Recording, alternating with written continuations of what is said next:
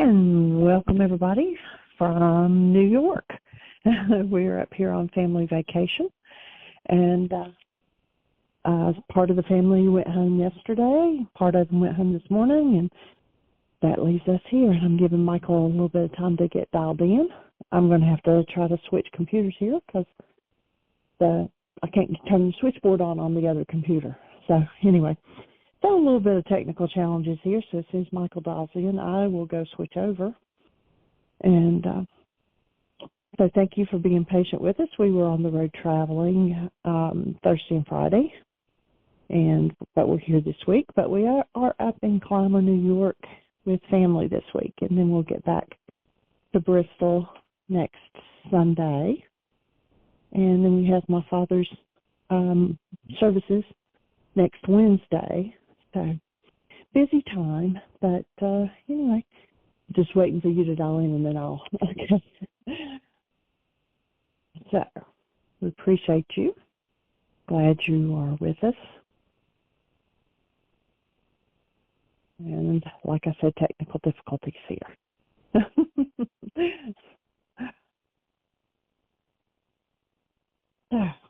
And I can't turn anybody on the switchboard till I switch computers, so just hang in there with us for a minute. And then I'll switch over. Can't hear you, well, welcome, everybody. You're on. There you go. Can you hear me now, sweetie? Awesome. Welcome, everybody. Once again to Mind Shifters Radio. We're honored and delighted that we get to play with you one more time as we look at these amazing and life-changing tools that come along from the first century Aramaic work of Yeshua. Some clarification coming from the world of A Course in Miracles. And the fact that the key to this game called life lies in the realm of forgiveness, the key to health, the key to vitality. Recognizing that we live in a pretty much totally conditioned mind, and the conditioning that each of us receives is usually based on some sort of a message from our culture, from our family systems, from our communities, that somehow we're broken, and somehow the answer lies outside of us. And our invitation here is to suggest that you might want to question everything you think you know. How's that old saying go? We all like to have our questions answered, but seldom do we want to question the answers that we have. It's time to question all the answers that we have. And recognize that if you want real health and vitality, you're going to have to understand the cause of health and vitality. If you want vital relationships, you don't have to study diseases in relationships. You don't have to study abnormality. If you want a healthy body, you don't have to study diseases. The study of what causes and creates health in each arena is far more profitable than the study of disease. And we look in particular in our culture at the disease care industry. It's called, big question mark in front of it to a great degree. Sadly, there are some really wonderful exceptions and some awesome people in the field, but when you really look at the disease care industry, over the last several months on 2 different occasions, I got to spend some time in a hospice care room in a hospital with a couple of different people. And for instance, the so-called food that they were being fed was just amazing.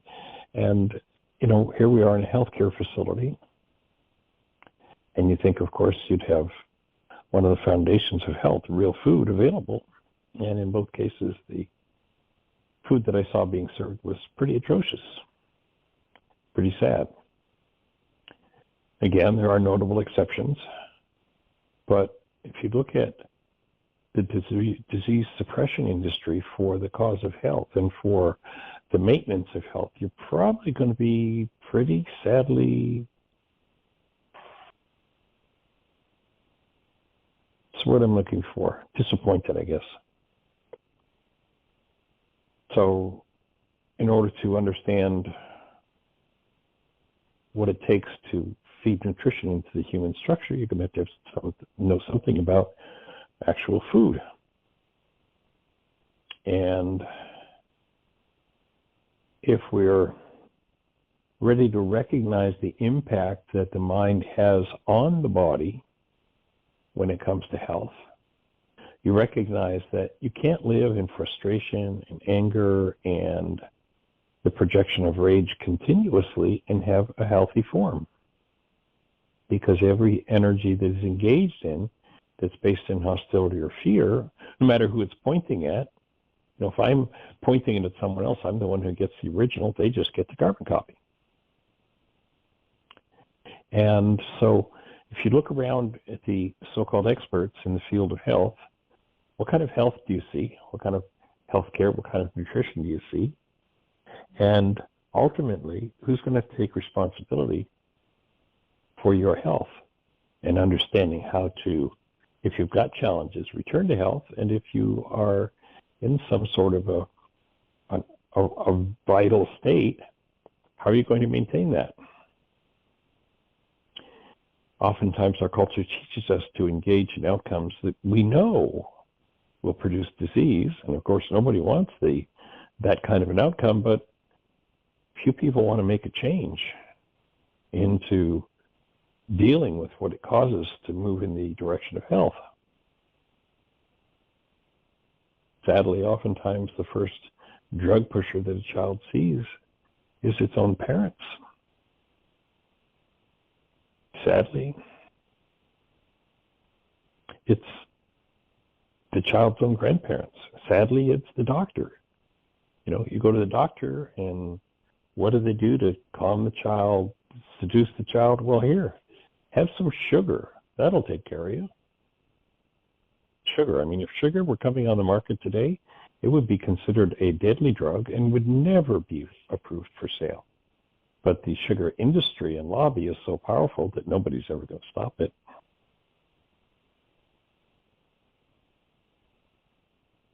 So recognizing the barriers to health, vitality, wellness, well-being, financially, relationally, becomes an important part of understanding if you are living in a culture that has illness statistics that are atrocious, such as today in America.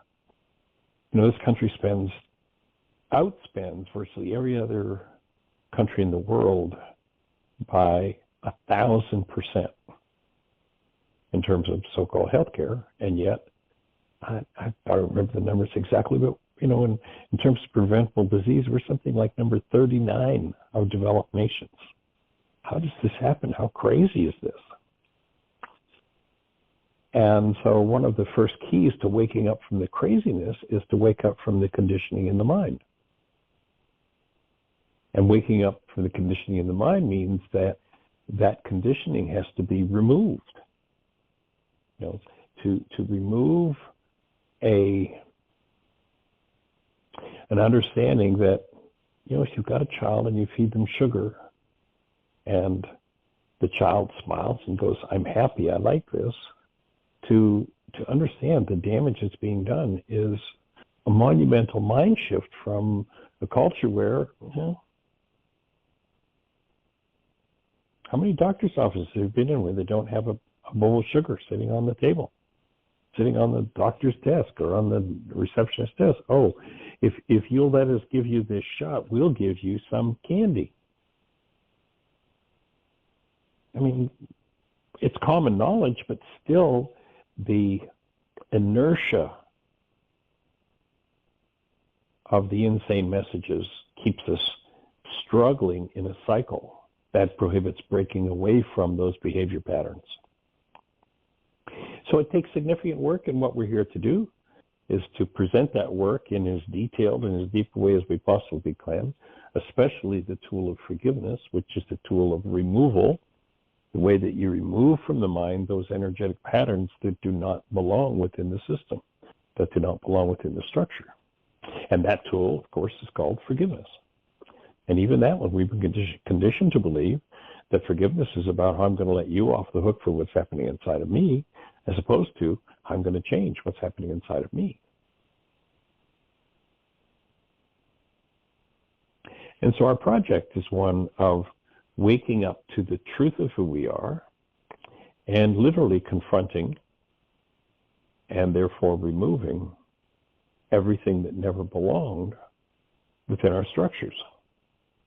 When you recognize that this process of forgiveness literally takes one out of the energetic patterns of anger and attack.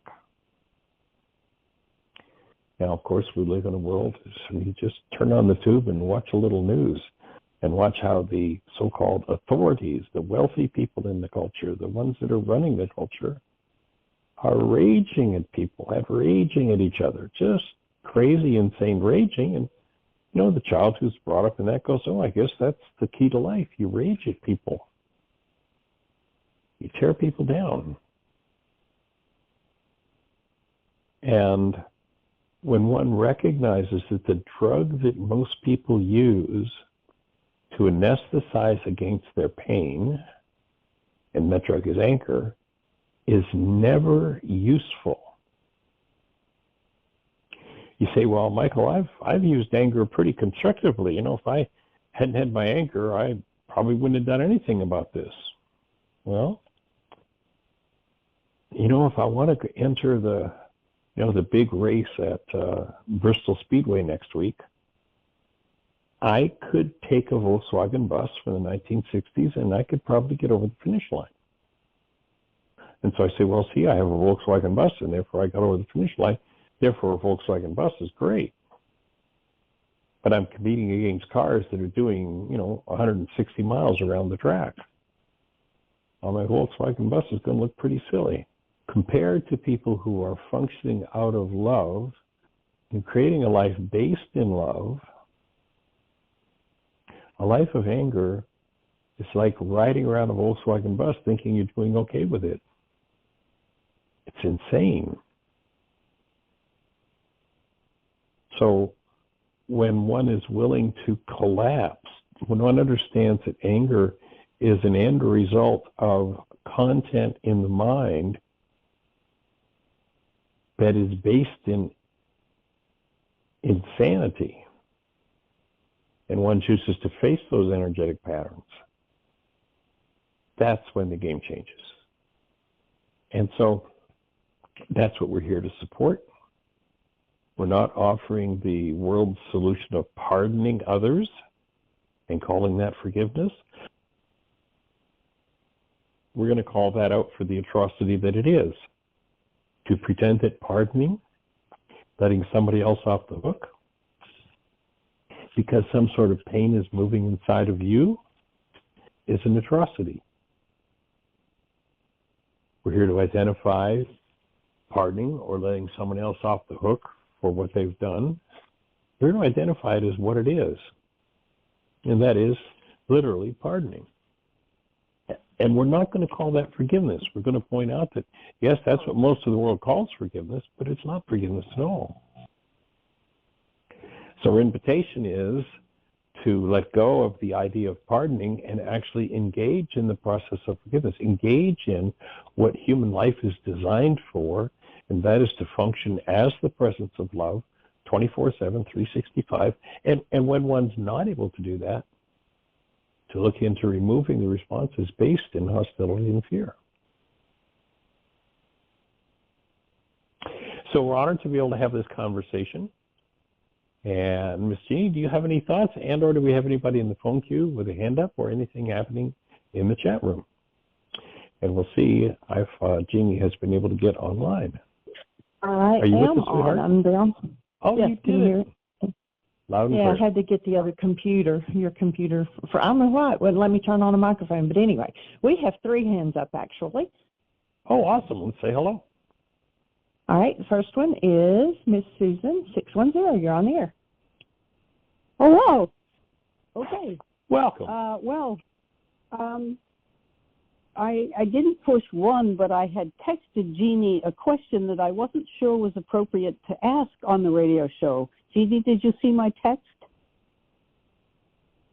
I did, but I also saw your hand up, so it may have been left over from Dr. Tim. It probably was left over, so I'm not sure. Maybe sometime we can talk about what I asked about, but it's probably not right for the radio show, so why don't you do caller number 2.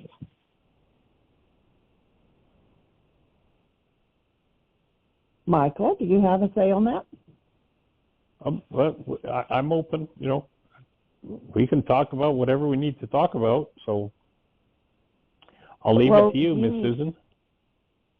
Well, Jeanie didn't answer my question of whether I should bring this up on the radio show. What do you think, Jeanie? Well, we're here for anything, so go for it. All right. This is hard. I have admired Marianne Williamson tremendously, only to read that she gets really, really ballistic with certain people and blows up. And I don't know exactly what to do about that. She's the most brilliant, articulate, mind in the right place sort of person, but it sounds as if she's got this bipolar thing going where I wouldn't care about that, except she mistreats people when she gets in a place where she's not feeling very good. Right. Did you know this? I actually had someone recently that sent me some information about that, and I have no idea whether that's true or not. I felt like during the last election cycle, the fact that she ran for president and brought a conversation about love into the fray was brilliant and awesome, and was an opening. And recognizing myself that there are times when I'm not able to live up to that which I would like to live up to. I can certainly have compassion for other people who have difficulty with that too. And frankly, I've never really been into Marianne's work. I know she's written a couple of books based on A Course in Miracles, but over the years, 40 plus years of working with the Course, I've never conversed with one person who has worked with the Course even for decades, who understood what forgiveness was or how to do it. So it wouldn't particularly surprise me if that were accurate. And I'm still glad to hear that she's running again, because she'll bring some decent conversation into the process. Oh, yeah. Even if she hasn't done all of her work yet, which of course I've never met anybody who's done all of their work yet. Well, yes. So that's kind of my take on it. Tim and I had started to support her campaign, but now we're wondering maybe we should just continue. We weren't supporting it in a very big way, but I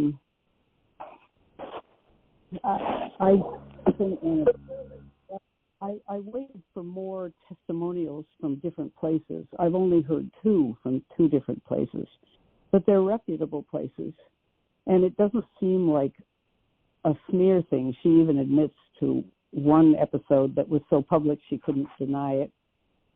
And these testimonials come from staff members who say she'll get into one of these moods and they're terrified, which reminds me of my son-in-law who did these blow-ups. So I like that you are giving some breathing room on that one.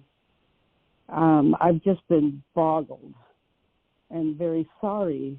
Probably had a chance to win the presidency, but as you said, she's bringing in a kind of thinking and awareness that we desperately need. So thanks for you. Yeah. All right. Yeah, that's my take on it. I hold the space for her, and I hope she continues the conversation based in principles of love and forgiveness, even if she's not finished with her work yet. And of course, I say that from the brain cells of recognizing that I'm not finished with my work yet. So, no kidding. Well, who is? Yeah. We go back 2,000 years ago, and here's Yeshua, and they call him, I believe the word they used in the Greek translations was perfect. And he says, "Why do you call me perfect? None of us is." Yeah. Right. So my inclination would be towards supporting her, because if I look and do a comparison, have not. There's maybe one other candidate who's now gone from the scene back, and I don't remember his name now, back maybe 7 or 8 years ago. Kucinich, I think, was doing some pretty powerful, constructive conversations that were beyond the norm. But other than that, if I look at anybody else that's out there running, I've seen too many same conversations from any of them. Yeah. Okay. Thank you. All right, young lady, we appreciate you. You too. Thanks. All right, love and blessings. Thanks. All right, Miss Jeanie. I think Joe was going to call. Is he the next caller? That's the next caller. 864. You're on the air. Hi, Joe. Welcome, good sir. How do you be? Hello, Joe. Are you mute challenged, my friend?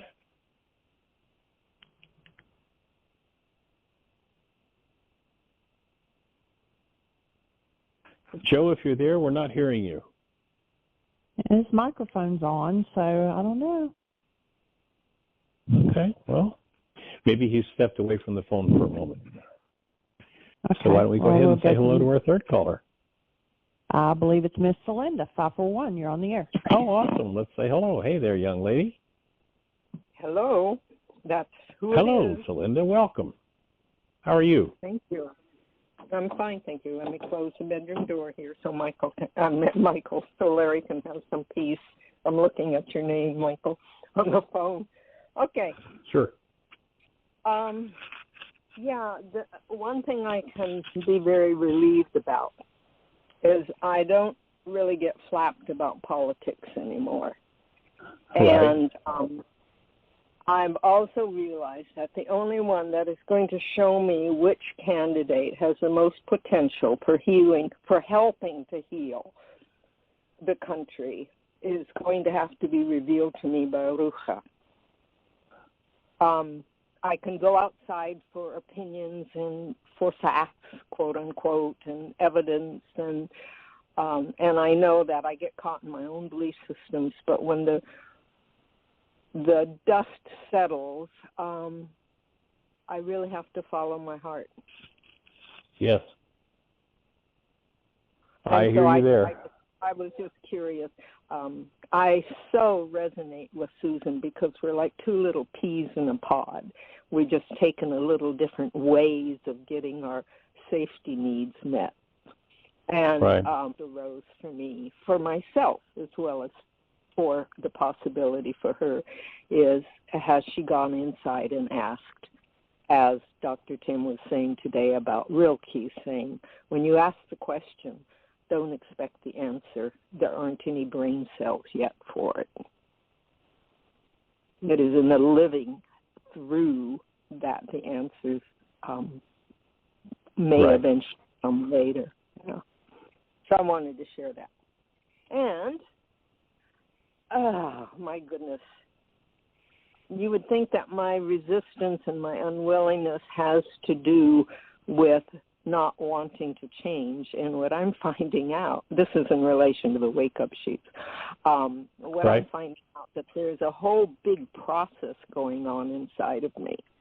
And one of the things Dr. Tim talked about was it's process, not progress. If it's progress, there's always a goal in mind, and which may be appropriate for the service that the conscious brain is supposed to support us with. After the fact of finding out what life wants us to do. But anyway, it's boiled down to me that there is a huge process going on in my growth as the brain cells keep popping like a popcorn in a popcorn. And I have gone back to the wake-up sheet. Only I don't remember if I mentioned this to you before or not, but I have taken the mental short form, the 4-question right. one, mm-hmm. and used a lot of those words in it. I expanded it a little, put it into a seven-step wake-up sheet. Format. I don't call it worksheet, Michael, because a worksheet to my 4-year-old little Cindy is a 4-letter word. Even though I can work my little hiney off doing what I want to do. You know, anything that smacks of obligation or testing or school in relation to having to measure up to a certain yardstick, there's going to be a lot of resistance in me. And so sounds like some good worksheet material. I know it, and let me share what's happened since I've started using these little worksheets. And I'll share the outline for you in case you think it's something that would be of value to anybody else who has similar situations as mine. I keep coming back to what the Course in Miracles say, and the way of mastery says is, I want to be right, I want to be safe, and if I'm right, I'm safe. I don't want to be wrong, because if I'm wrong, I'm going to die somehow. Either myself is going to die, the ego self, of course it is, but ego, who I know, quote unquote, know who I am, is going to die. It's going to change. Or somebody else has put enough pressure on me that I crumble and submit to something that I know is not authentic for my true self, for why I'm here. So anyway, sounds like I need to be right. I need to have my own way.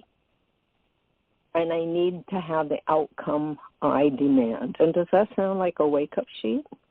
I'd say it sounds like maybe this might be your 77 times 70 worksheet issue.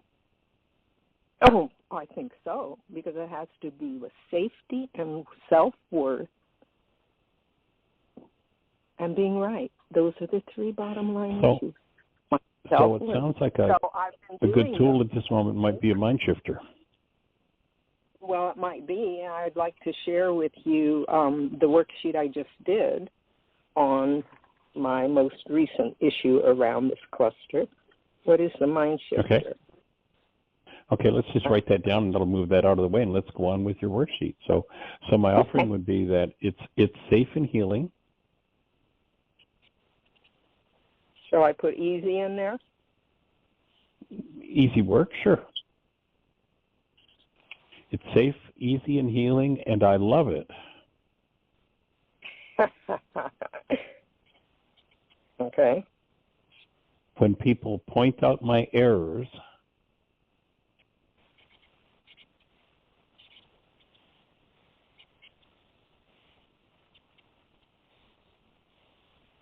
and I get to own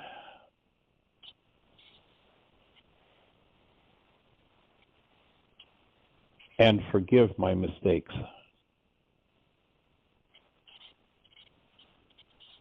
Yeah. Seeing the doing with oneself worth. I love this.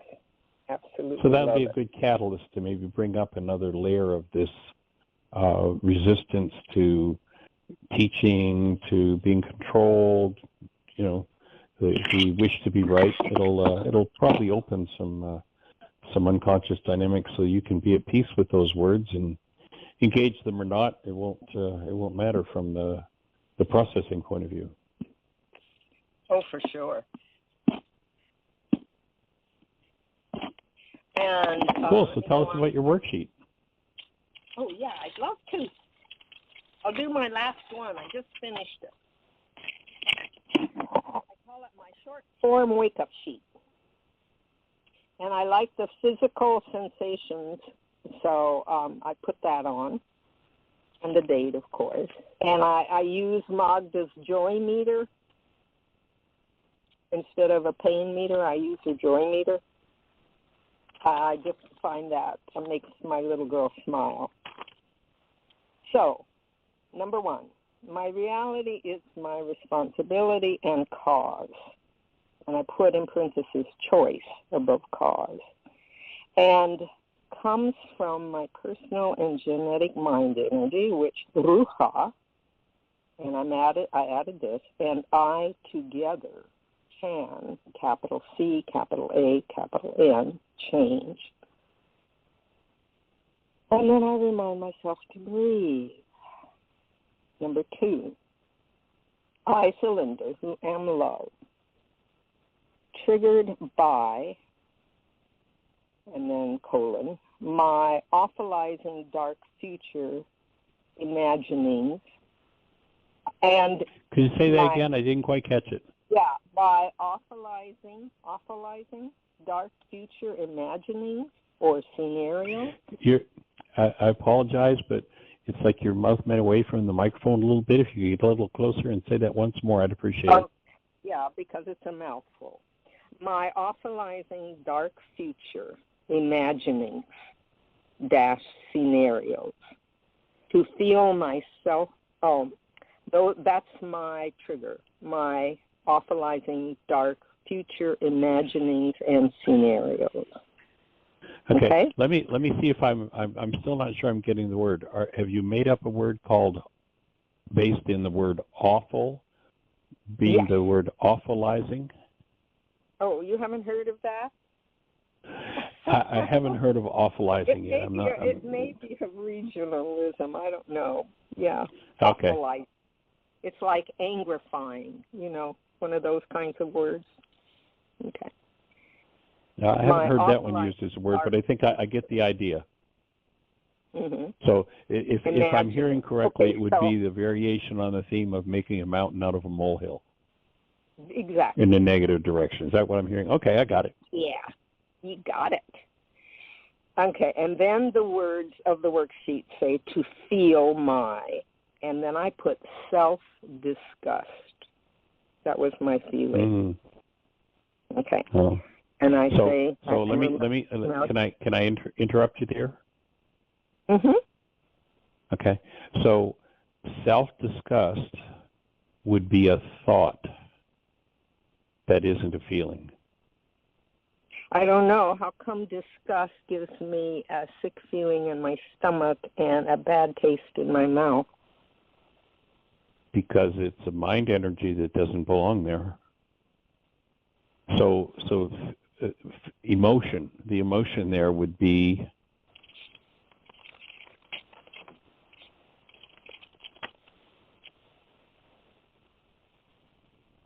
I'm exploring whether Go ahead. No, you go ahead. I would hear self-disgust as a thought disorder where I have judged myself as having done something so terrible or wrong or whatever the word is there, and feeling wise in terms of sensations in the body, it creates sick to the stomach. When you started to say that, all of a sudden judgment jumped into my brain. Yeah. Okay. Mm-hmm. So I see self-judgment. Where it's really a judgment. Yeah. Which comes from our thought, right? Okay. Yeah. So what would I put in there instead? What suggestions do you have so I can find the right word? Well, if I found myself awfulizing my behavior to the point where it makes me feel physically ill, I would think that the emotion might be grief, sadness, perhaps anger towards self. I don't know. It could go in many directions. Okay, I'm going to put all of them in there because grief. I have some more that are kind of in the wings. Right, and grief would go in the direction of a worksheet based in loss. That I've lost something because of how bad I am or how wrong I am or whatever that word is. For me, it would be helplessness. Hopeless and helpless. Okay. Those are the two words. I would say it could be my hatred for myself, my rejection. That's a big one. Yeah. That's one of the very deepest core issues that somebody could confront. That's awesome that that's surfacing for healing. Yeah, I remember the first time I did it. That's why I do to other what I feel about myself, projecting that out there on the world. So it's not really, nothing is about them. I love that Talmud expression where it talks about we do not see things as they are, we see things as we are. As we are, exactly. Mm-hmm. Shall we go on? Are you okay? Go for it. Okay, so we have decided that this could be grief, which would be deeper than sadness. I think what's going on is deeper than sadness. Hatred, which would be even deeper than the anger, I think. Self-rejection, all of these I will play with because I'll be using this worksheet again. Sorry, Cindy. Wake-up sheet again. It will be really helpful. So the thought behind what I wrote in there was self-disgust, but I could be anything else, is my future is dark and scary and hopeless. And I am unable or unwilling. I put that in because I don't know. I now am very accepting about my unwillingness, Michael, because I'm not sure whether it's unwillingness or unableness. You know, like hopelessness, right. Helpless, sort of thing. So I'm having to learn compassion. Hopefully, it will spring out into my world. As I learn it for myself. I am unable to stop my awfulizing. Okay. There, I could have said one word here, awfulizing. Because it's all, awfulizing is always about the future for me. Oh my God. No, I'm not going to be able to handle this, or I'm going to screw it up, or that sort of thing. And I'm going to go blind, or I'm going to get sick and die, and nobody will help me, and, that sort of stuff. So I am breathing. It tells me to breathe here. I breathe after my emotion, my thought, and my goal, I think. My goal what is your goal? My goal, that's number 3. My goal behind the thought is that I must change right now and get it right and perfect so I can be loved, worthy, and safe. So I can be. That's what Magda helped me so much with. Yeah, that's perfect. I looked at that one day and I said, this is outcome. This is wanting to have it my way. Yeah. My ego. Yeah. So the thought you just repeated sounds like thoughts about yourself. And the goal that I hear, and in the words that you said, the goal that I think is key in this one for you is to have a bright and abundant future. Right. And joyful. So I'd make a note of that as the goal that's probably the primo goal that's going to need to be canceled for you to drop into the next depth of what needs to surface for healing. Beautiful. And may I add future to that, joyful to that? Sure, absolutely. Absolutely, that sounds right on track. Peaceful in relation to harmonious. Maybe harmonious would be better. Mm-hmm. But peaceful for me means harmonious and calm. Not the calm of the kind of peace that's forced, but the calm of the peace that is that peace that passes all understanding. Yeah, it's interesting. If you go to the Aramaic, where the Greeks tell us that Yeshua said, "My peace I give to you, my peace I leave with you." The word was actually serenity. No wonder there's a serenity prayer. Yeah. Peace is a word that sources from war thinking. Serenity is a word that represents a state of expression of being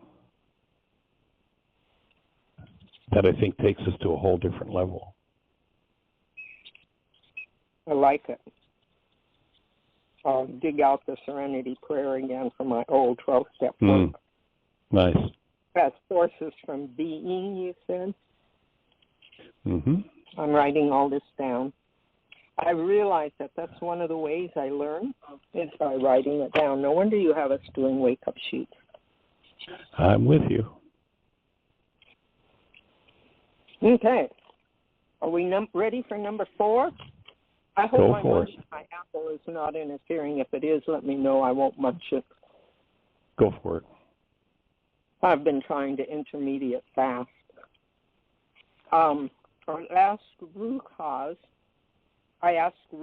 help to show me the hidden parts of my CBM and to assist me in resetting Rahma and Kuba for changing my reality and its effects. I am ready and willing to learn the truth, to live this truth in my life, and to live this truth in my life. And I breathe. Nice. I have to remind myself to breathe because I'm a real breath holder. You know, what I hear you doing, Celinda, and it's powerful to listen to you unravel it. I think this is probably, this short recording would be one you could probably listen to a dozen times and benefit from, because you're unraveling some of the deepest, darkest power person messages that have probably governed your bloodline for centuries. It had to do with physical and emotional and mental survival, all three of them. Number 5, are you ready? Go for it. I now cancel capital C, capital A, capital N, capital C, capital E, capital L, my goal, capital G, capital O, capital A, capital L, that, I must change right now and get it right and perfect so I can be loved, worthy, and safe. And I breathe. I love the idea of crossing it out like Magda said too. Only I like to write it down as well. So I'm going to cross it out right now because I hadn't crossed it out yet. It's good to keep a record of even the subtlest thoughts. In fact, that's one of the reasons. Subtle. Okay. Those that sometimes we'd hardly notice. Right. For me, that's one of the reasons. What I've found beneficial for me in doing worksheets is that when I'm writing it, I pay attention in a new way to things that otherwise I realize I normally just ignore. And when I do write it and I allow myself to really focus in on those subtler energies, it's like, oh my goodness, what needs to be cleaned up is monumental. Yeah, because they flash through so subtly that the slowing down in my writing helps me to see them, to catch them. Exactly. Yeah. But I don't if there's just mental. I mean, they submerge themselves back into the subconscious. They just disappear. It's easy to slide past them. Yeah. Okay, number 6. Like that line in. I'm sorry. Like the line in Paul Simon's song, "Slip sliding away."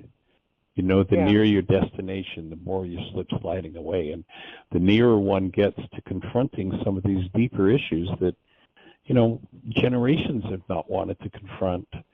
The more they turn to, just give me a fifth of scotch. Let me go, let me go have some sugar, or let me do a little rage, all the ways that people avoid touching into those deeply painful yet deeply hidden thoughts.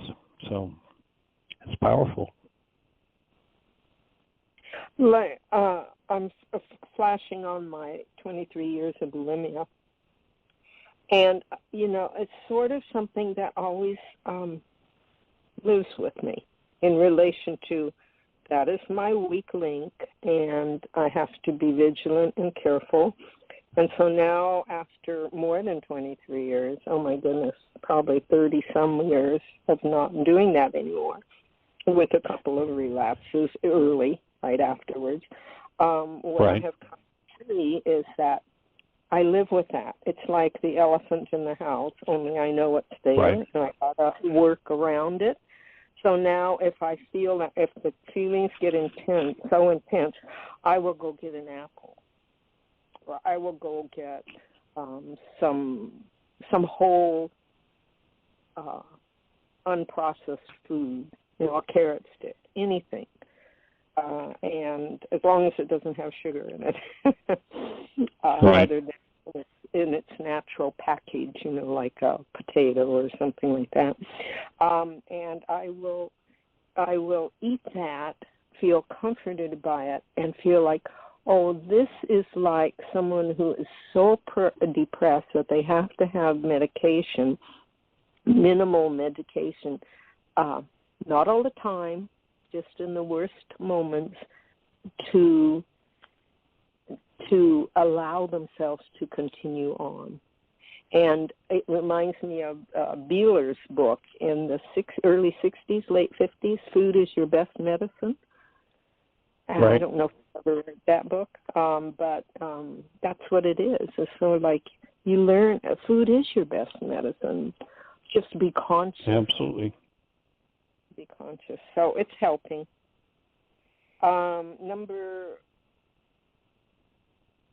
6, I believe, I reconnect with Ruha and Source. I use them both because I know they're just different faces of this life energy that is my life, but I will use whatever word comes up for this great mystery that I reconnect with Ruha and Source and ask for CAP love, and I always put a heart around love or life that has a capital L to remind me. 2, and then my blank is heal me on all levels so life can flow through me out into my world.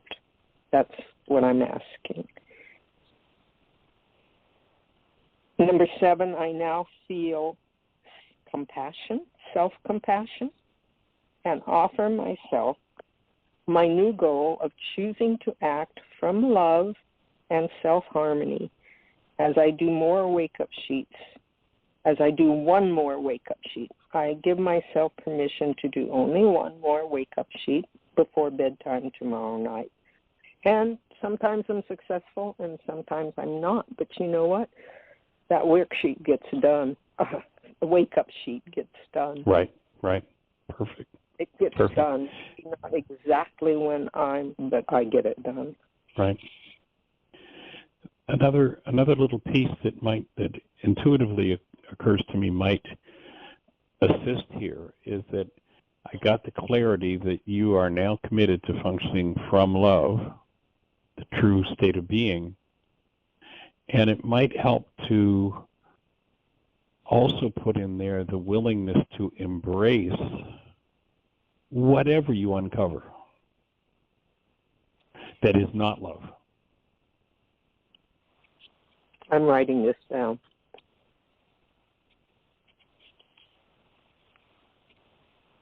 Because oftentimes, as I get more committed to functioning as love, the parts of me that aren't in harmony with that's going to kind of act like a mind shifter, and they're going to tend to be right there in my face. And if the old habit prevails, I'll probably just stuff it back down again. And here would be a good place to affirm that it's okay for me to see that, to feel it, to experience it, to embrace it and to process through it.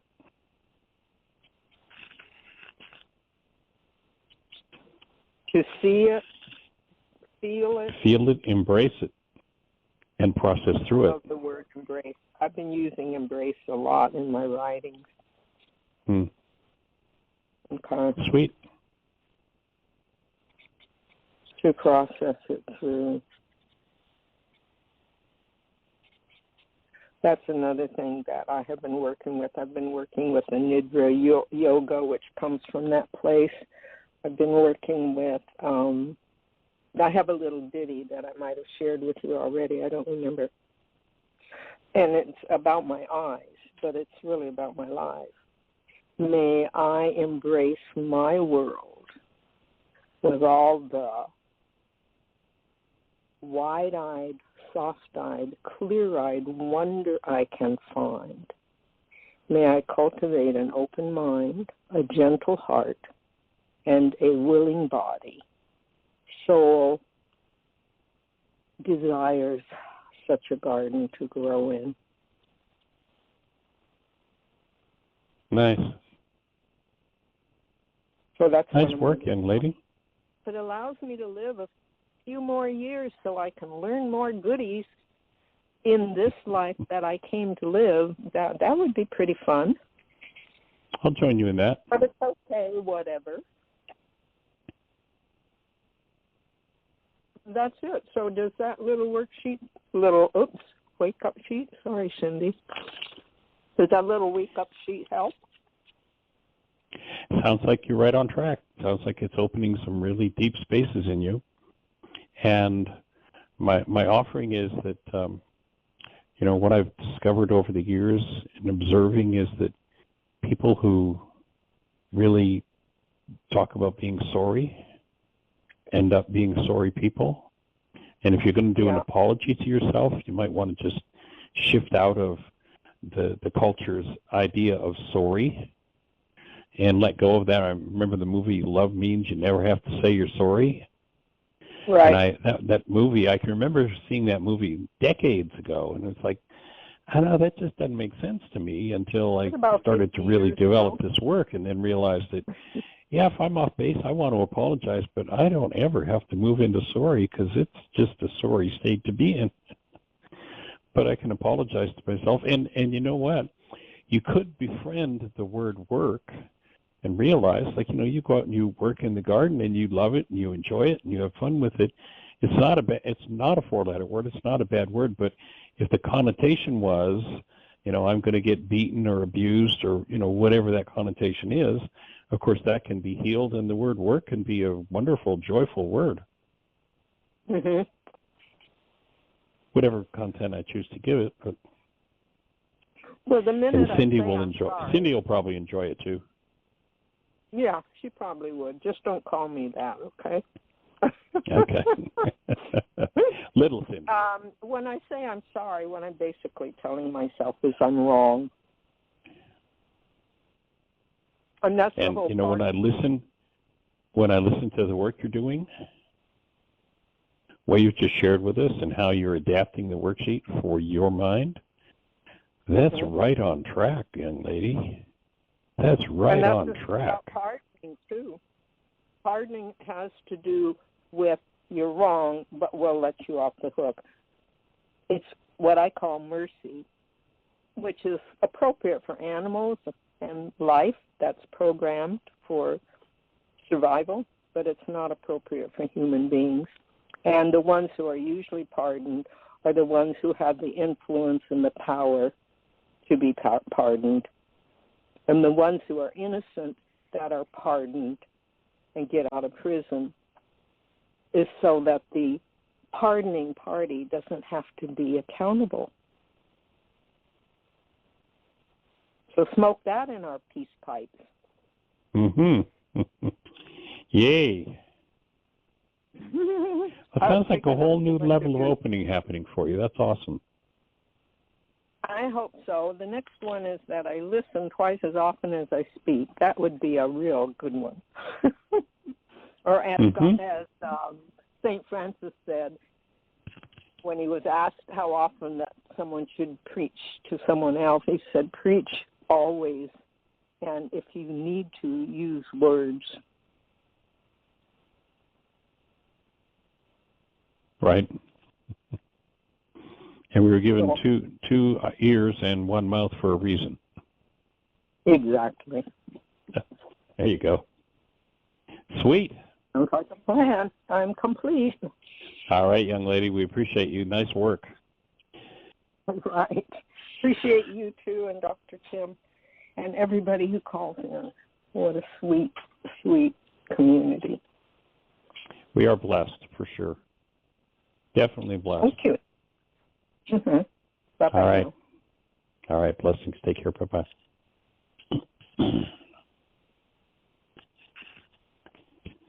Well, Miss Jeanie?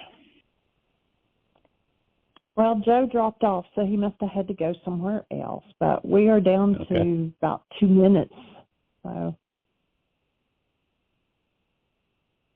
we'll just say appreciation to everyone for joining us, and thank you for your support. We deeply, deeply benefit from the opportunity to share these tools and to bring this work out to the globe on wider and wider levels, and your part in doing that. So I'll just invite you to the best year yet of your eternal life. It's an awesome gift to give the world, and blessings. Bye-bye.